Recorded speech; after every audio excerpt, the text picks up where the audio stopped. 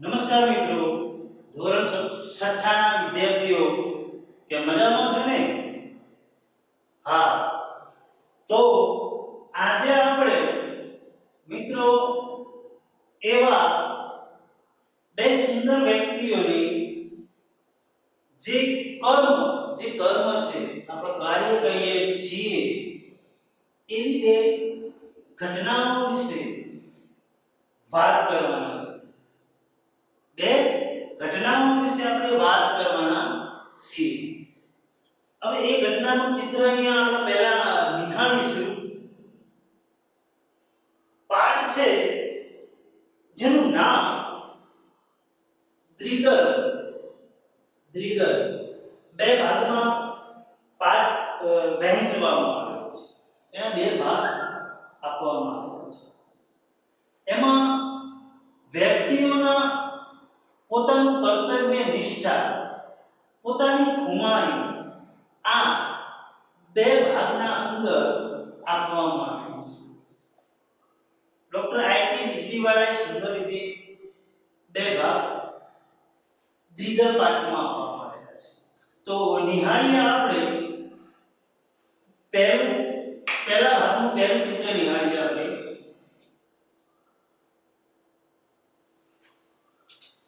દ્વિદલ.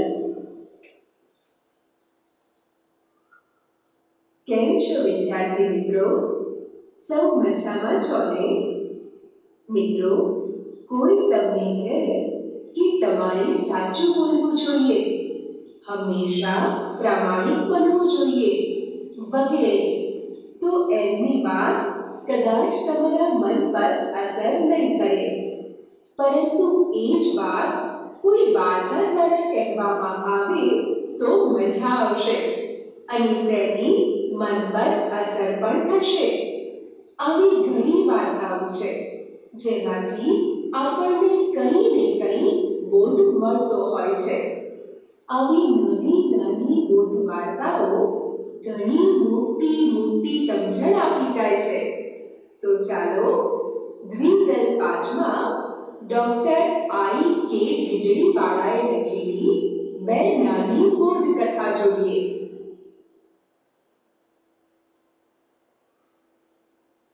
એક મૂર્તિ. એક માણસ એક વખત પોતાના ગામમાં બની રહેલા નવા મંદિરનું નિર્માણ કાર્ય જોવા ગયો હતો. નિર્માણ એટલે સર્જન અથવા રચના. એ કોઈ જાણકાર નહોતો, બસ એમ જ જોવા માટે ગયો હતો.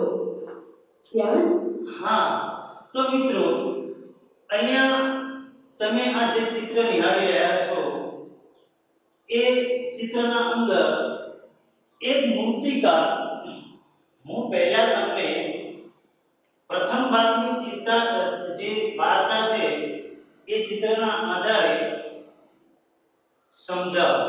એ વાર્તામાં શું કહેવામાં આવે છે? તો એક શિલ્પકાર પથ્થરની મૂર્તિ કોતરી રહ્યો છે, ત્યારે બીજો વ્યક્તિ ત્યાં જાય છે, પરંતુ એક જ જેવી બે મૂર્તિઓ જોઈ શિલ્પકારને કહે છે કે ભાઈ, તમે એક જ જેવી બે મૂર્તિઓ એક મંદિરમાં કઈ રીતના મૂકશો? તો શિલ્પકાર કહે છે કે એક જ જેવી બે મૂર્તિ એક મંદિરમાં મુકાય નહીં, પરંતુ મેં પહેલી બનાવેલી જે મૂર્તિ હતી એ ના નાક ઉપર થોડો ઘસરતો થયો છે, માટે એ ખંડિત મૂર્તિ કહેવાય. તમને ખબર છે, કોઈ ખંડિત મૂર્તિ એટલે કે બારીક પણ ક્રેક થયેલી મૂર્તિને મંદિરમાં મૂકવામાં આવતી નથી. ત્યારે જે પહેલો વ્યક્તિ, જે પૂછવા ગયેલો વ્યક્તિ હતો, એ ભાઈને કહે છે કે ભાઈ, આ મૂર્તિનું સંપૂર્ણ નિરીક્ષણ કર્યું, પણ મને તો કંઈ જ દેખાતું નથી. તમારે આટલી બધી મહેનત કેમ કરવી પડશે?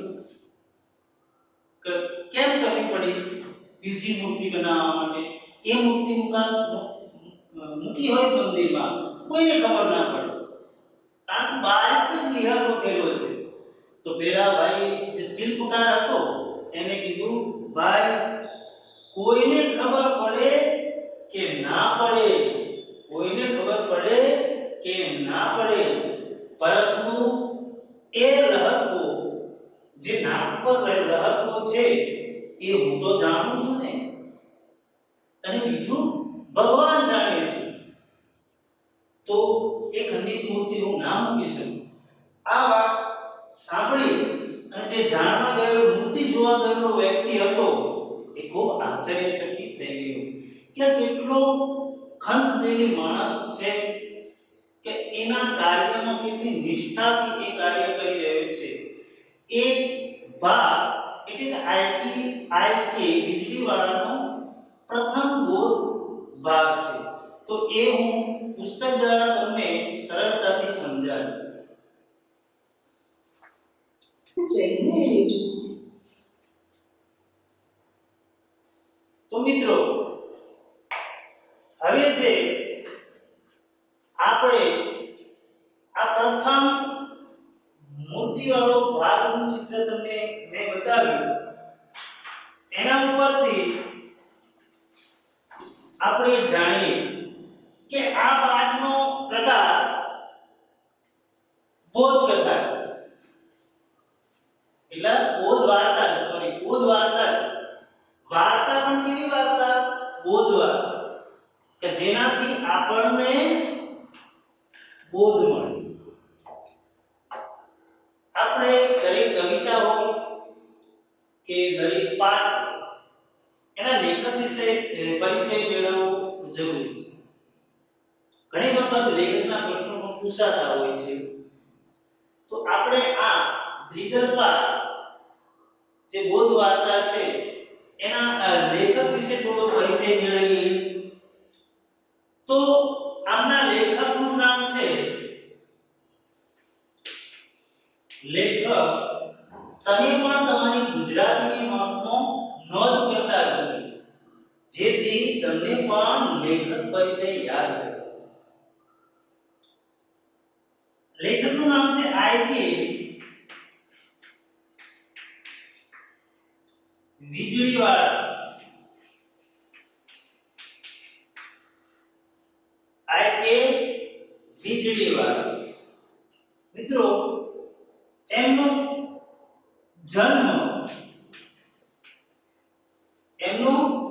જન્મ મિત્રો ભાવનગર જિલ્લાના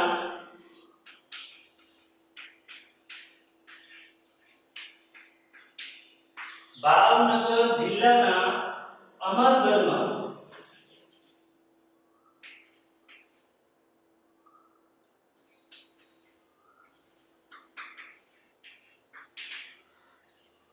ભાવનગર જિલ્લાના અમરગઢમાં થયું.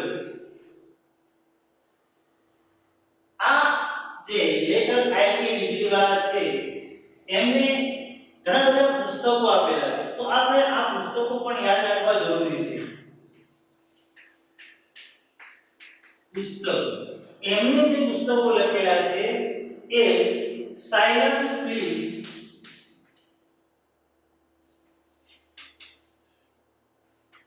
સાયલન્સ પ્લીઝ, મોતી ચારો,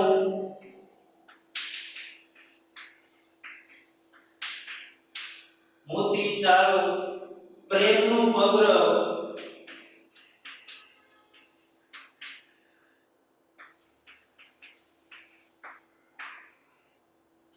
અને ઉંદરબાઈની આંખો આવી. ઉંદરબાઈની આંખો આવી. તો મિત્રો, આ આપણા જે આઈકે વીજળીવાળા ત્રીજા પાઠના લેખક છે એમનો પરિચય છે. આઈકે વીજળીવાળાનું નામ, જન્મ છે ભાવનગર જિલ્લાના અમરગઢમાં થયો. સાયલન્સ પ્લીઝ, મોતી ચારો, પ્રેમનો પગરવ અને ઉંદરબાઈને આંખો આવી. એ મિત્રો એમના લખેલા પુસ્તકો છે. મિત્રો, કોઈ પણ પાઠ હોય એમના પુસ્તકમાંથી એક ભાગ મૂકવામાં આવ્યો. તો જે દ્વિધર પાઠ છે એ આરકે વીજળીવાળાના કયા પુસ્તકમાંથી લેવામાં આવેલો છે? તો એ પ્રેમનો પગરવ, હું અહીંયા અંડરલાઈન કરું છું, તમે જોજો. આ દ્વિધર પાઠ છે તે પ્રેમનો પગરવ નામનું એમનું પુસ્તક છે.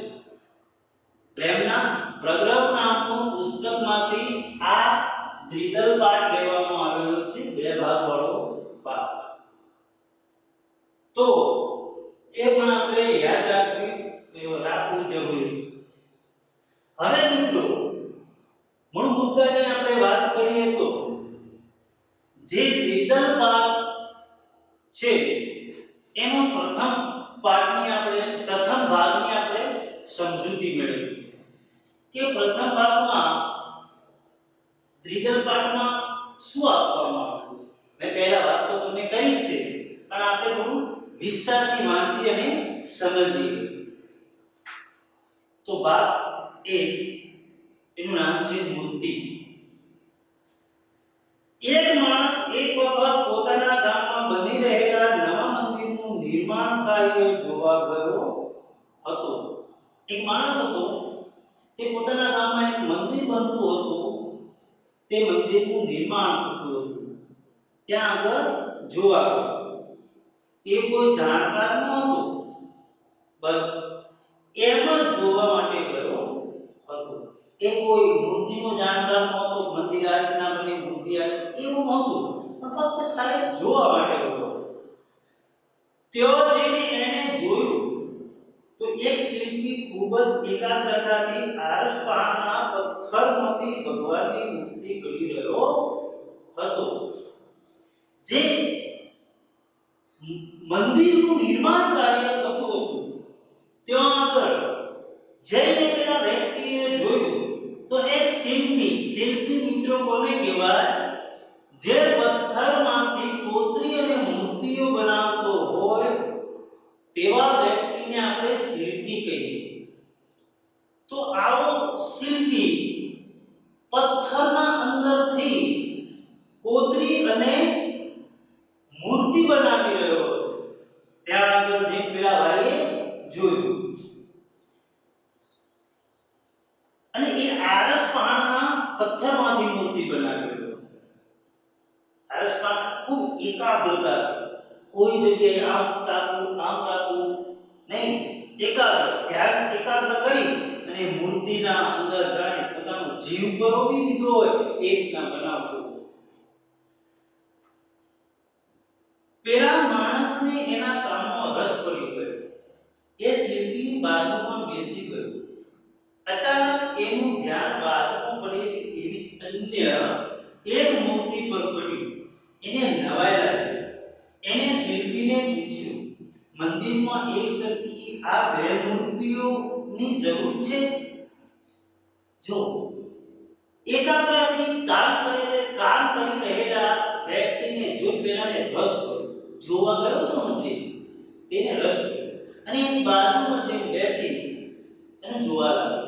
પણ તેને 2 મૂર્તિ એક જેવી લાગી. તો એને પ્રશ્ન કર્યો કે ભાઈ શિલ્પીકાર, આ આપણે જે મંદિર બની રહ્યું છે તેમાં 2 મૂર્તિ મૂકવાની છે, એક જેવી 2 મૂર્તિ મૂકવાની છે?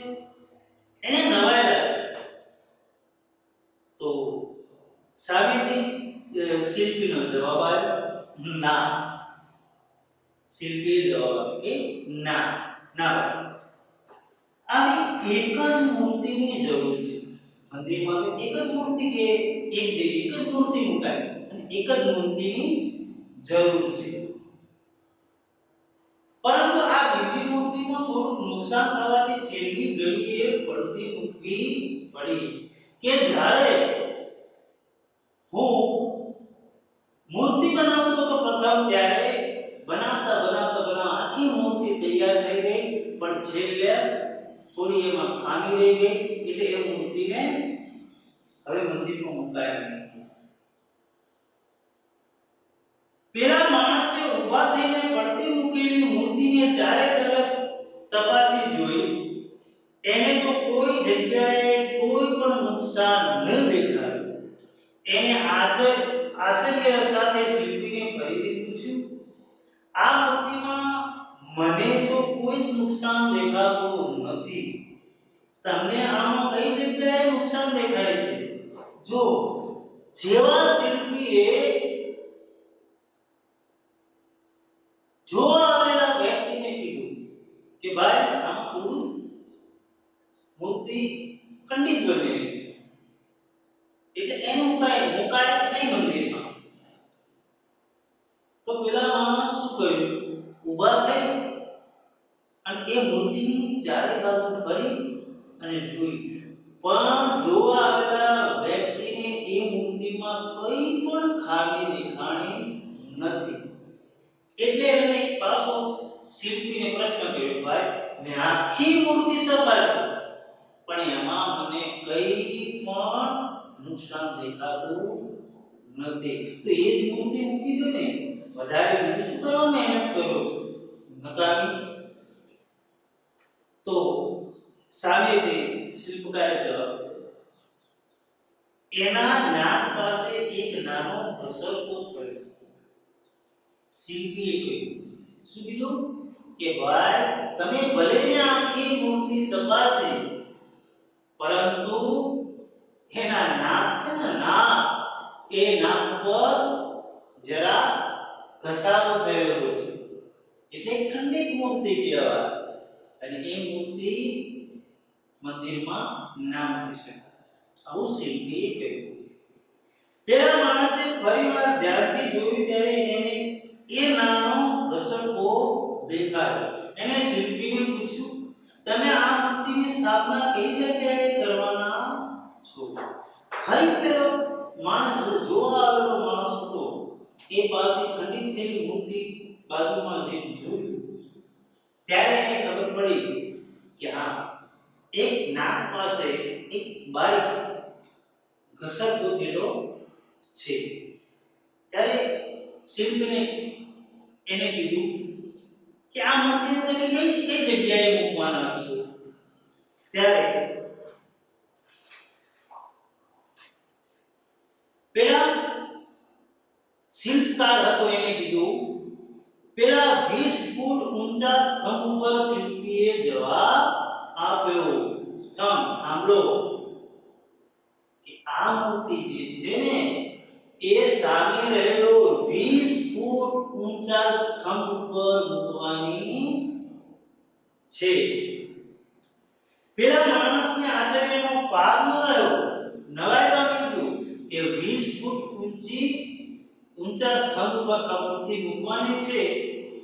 એનાથી કહેવાય ગયું, ભલા આદમી, જો આ નાનકડી મૂર્તિની સ્થાપના એટલે બધે ઊંચે જ કરવાની હોય તો આવી ખોટી મહેનત શું કામ? તેઓ વળી કોણ જોવાનું છે કે એના નામ ઉપર નાનો ઘસરકો છે? એટલે કે ભલા માણસ 20 ફૂટ ઊંચી સ્તંભ ઉપર આ મૂર્તિની સ્થાપના કરવાની હોય તો ભલા માણસ ત્યાં કોને ખબર પડવાની છે કે આ મૂર્તિના નામ ઉપર ઘસરકો થયેલો છે? કોઈને ખબર પડે તેમ નથી. માટે આ મૂર્તિ મૂકી દીધી હોય ચાલે, વધુ મહેનત શું કરવા કરે છે ભાઈ? અને ફોગટ મહેનત, નકામી મહેનત શું કરવા કરે છે?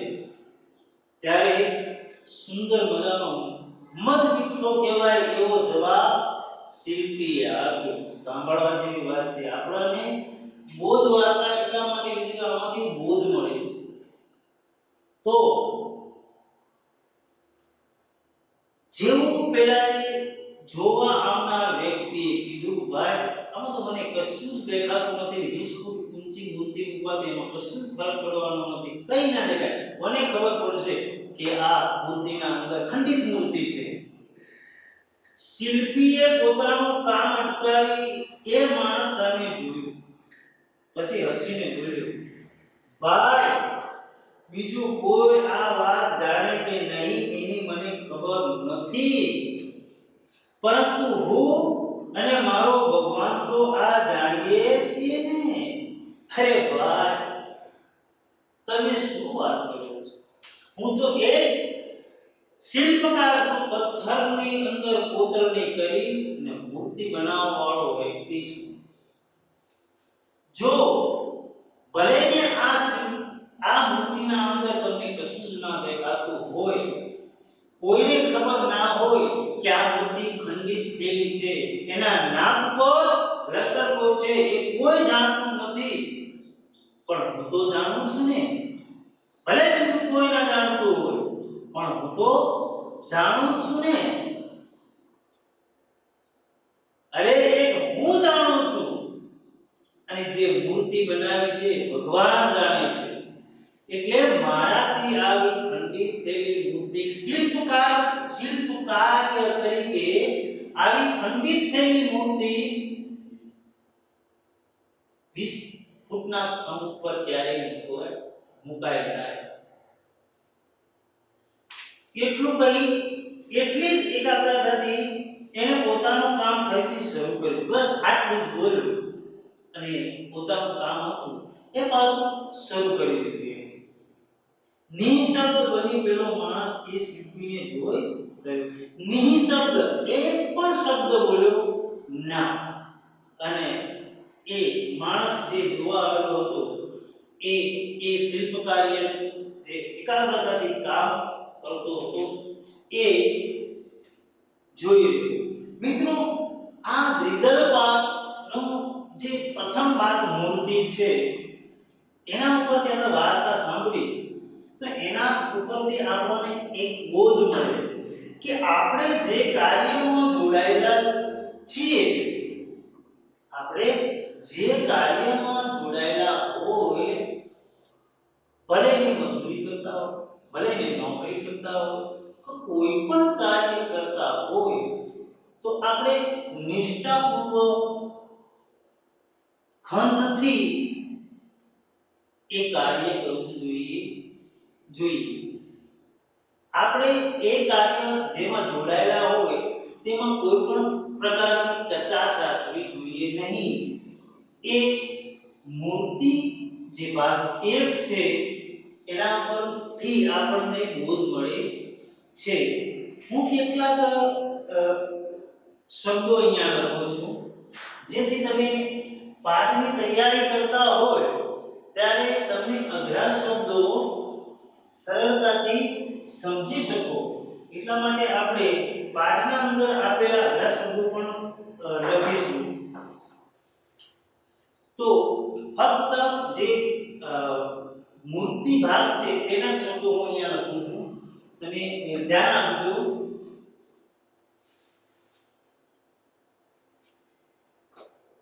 શિલ્પી,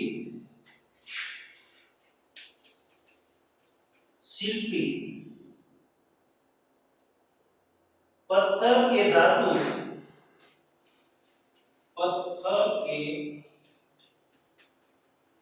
तांबू पित्तळ होय ते, तेना पर आकार आपी, तेना पर आकार आपी कोतरणी करना,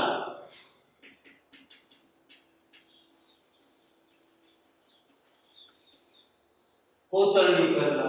स्तंभની વાત આવી છે ને મિત્રો. સ્તંભ એટલે થાંભલો. 20 ફૂટ થાંભલાની વાત કરી હતી તે. નિશબ્દ,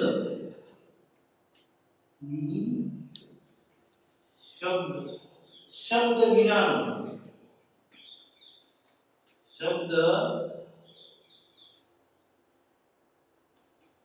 વિનાનું એટલે કે શાંત. આ પ્રથમ ભાગના શબ્દો છે મિત્રો. આટલા કે શિલ્પી શબ્દ સમૂહ માટે એક શબ્દ છે. પરીક્ષા પૂછાશે પથ્થર કે ધાતુ એના પર આકાર આપી કોતરણી કરનાર શું કહેવાય? શિલ્પી કહેવાય. બીજું શબ્દ વિનાનું એને કહેવાય નિશબ્દ. નિશબ્દ. અને બે રૂઢિ પ્રયોગ આપેલા છે. આ તમે નોટના અંદર નોંધ કરી લેજો. બે રૂઢિપ્રયોગ આપેલા છે પ્રથમ ભાગના. બે રૂઢિપ્રયોગ ખબર છે ને મિત્રો? રૂઢિપ્રયોગ નો અર્થ પણ આપવાનો હોય, એનું વાક્ય પણ આપવાનું હોય, જેથી આપણને પૂરા માર્ક્સ મળે. તો પડતું મૂકવું, કાર્યનું પડતું મૂક્યું તો વાત કરવા માટે પડતું મૂકવું એટલે છોડી દેવું. આ એનો અર્થ થયો. અડધો માર્ક્સ મળે અને એનું વાક્ય આપણે બનાવવું. આનું વાક્ય ગમે તે વાક્ય બની શકાય, તમારે જે પણ બનાવવું હોય બનાવી શકાય. પડતું મૂકવું, છોડી દેવું. વાક્ય બનાવો ત્યારે પ્રશ્ન અંદર લેવો પડે. તો હું એક વાક્ય બનાવું છું. શિલ્પીએ વાત કરવા માટે તેનું કાર્ય પડતું મૂક્યું. આવું વાક્ય તમે બનાવી શકો. અને બીજું છે નિશબ્દ. શબ્દ બની જવું. નિશબ્દ બની જવું, જેનું શાંત થઈ જવું. શાંત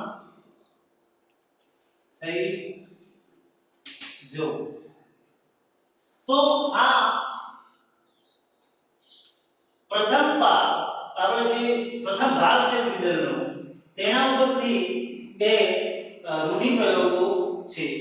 અહીંયા હું કૌંસમાં રૂઢિપ્રયોગ લખી દઉં છું એટલે તમે યાદ રાખજો. આ એક રૂઢિપ્રયોગ છે. આ પણ રૂઢિપ્રયોગ છે. તો મિત્રો આપણે અહીંયા દ્વિધર પાઠનો પ્રથમ જે મૂર્તિવાળો ભાગ છે એ અહીંયા આપણે પૂરો કરીએ છીએ. આવતો બીજો ભાગ છે તે આપણે બીજા વિડિયોમાં નિહાળીશું.